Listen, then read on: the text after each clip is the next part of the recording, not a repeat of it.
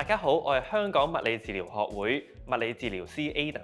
大家好，我係香港糖尿科護士協會嘅秋雲。大家好，我係香港物理治療學會物理治療師 Jeffrey。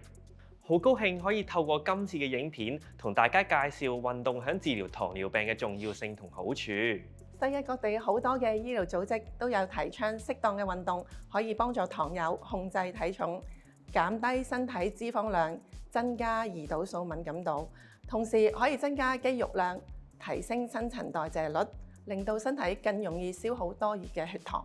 今日都會同大家介紹一啲可以喺屋企做嘅上肢運動，但係做運動之前都要留意以下事項啊。注意血糖水平，運動前後檢查血糖。運動前要保持良好嘅水分攝取，避免脫水。運動過程中，如果出現咗低血糖嘅症狀，例如飢餓感、出冷汗、頭暈、心悸或者其他不適，應立即停止運動同埋檢查血糖。如果血糖低過4度，應該要即時處理，例如飲半杯汽水、果汁或者食3粒糖。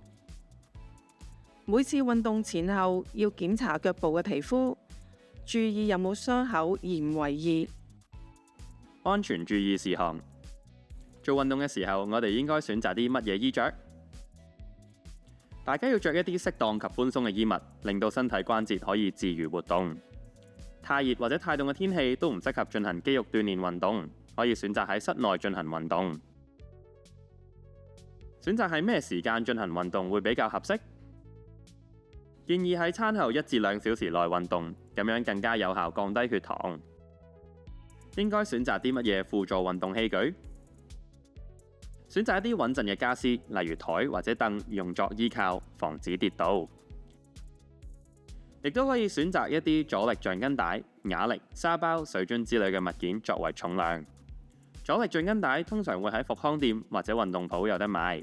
注意橡筋帶顏色唔同，阻力亦都會有唔一樣。可以因應自己能力去決定選擇一啲適合自己嘅橡筋帶。點樣有效有安全咁進行運動？運動前記得要做熱身運動，注意運動嘅時候保持呼吸暢順，切勿閉氣發力。做運動嘅時候，我哋亦都要量力而為，可以喺決定運動下數嘅時候參考10RM 原則，即係選擇一個重量你可以應付到第10下，而且感覺有負擔，好難再做到第11下，呢一個重量就係你嘅10RM 啦。開始運動嘅時候，我哋可以選擇10RM 作為你開始嘅磅數，等身體慢慢適應。跟住落嚟，我哋會同大家一齊做一啲上肢運動。開始運動之前，我哋要先準備以下物品。首先，我哋要準備2個水樽、1條毛巾同1條橡筋帶。站立或坐好，夾緊毛巾，雙手持阻力帶繫於前方，拉緊阻力帶，手臂向外旋轉45度，維持3至5秒，重複10次。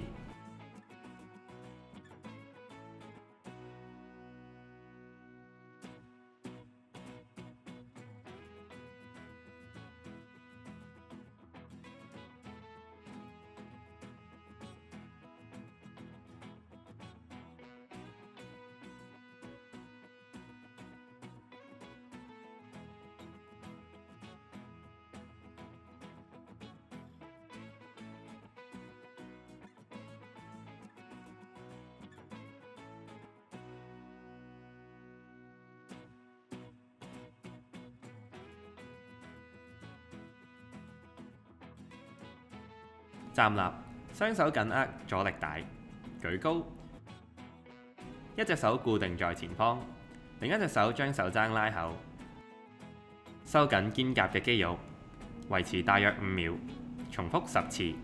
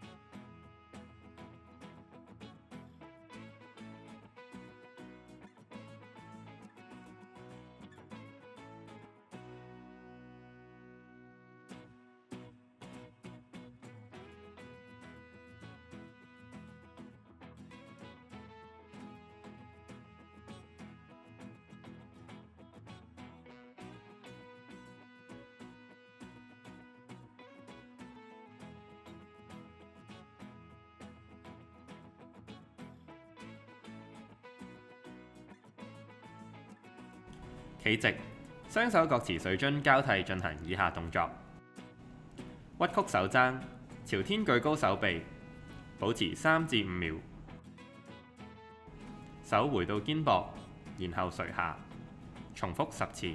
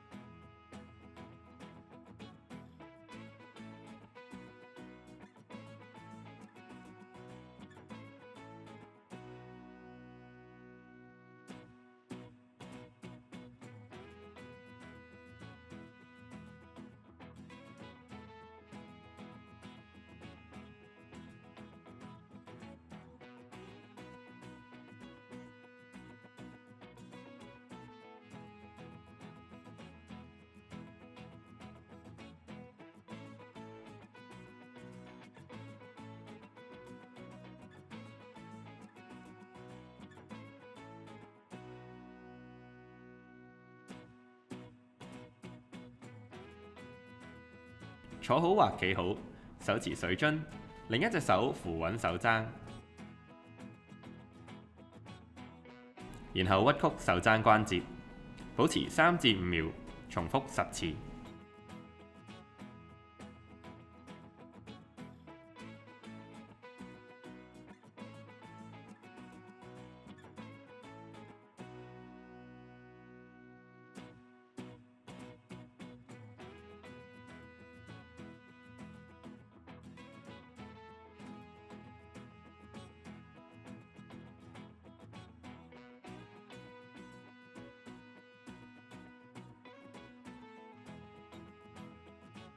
坐好或企好，手持水樽，將要鍛鍊嘅一隻手踭指向天，然後用另一隻手用作支撐，將手踭連同水樽伸直，保持3至5秒，重複10次。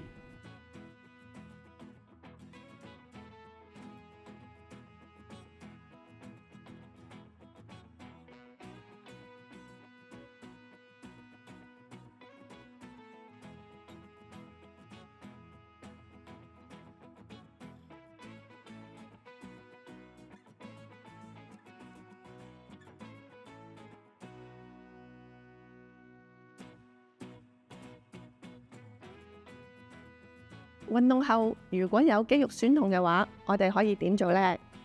運動之後有機會有肌肉酸痛，通常維持1至2日會消失。如果有咁嘅情況，可以喺下次運動嘅時候調節運動嘅下數或者重量，等身體慢慢適應。一啲溫和嘅伸展運動，亦都可以幫助減輕運動之後嘅肌肉酸痛。跟住落嚟會同大家介紹點樣保養橡筋帶。運動橡筋帶嘅保養建議有3：1、清潔，定期清洗，用溫水同埋少量嘅肥皂輕輕清洗橡筋帶，避免使用強烈嘅清潔劑，確保清潔之後徹底沖洗乾淨，然後風乾。第2，妥善存放，避免陽光直射，將橡筋帶存放喺陰涼、乾燥嘅地方，避免陽光嘅直射同埋高溫。第3，我哋需要定期檢查橡筋帶，我哋要定期檢查橡筋帶有冇磨損、裂痕或者變色。如果發現有問題嘅時候，應該及時更換。今日我哋嘅上肢強化運動就先練到呢度先，大家返去做嘅時候記得要量力而為。另外，我哋都需要每日練習我哋運動，先可以達到一個強化嘅效果。加油！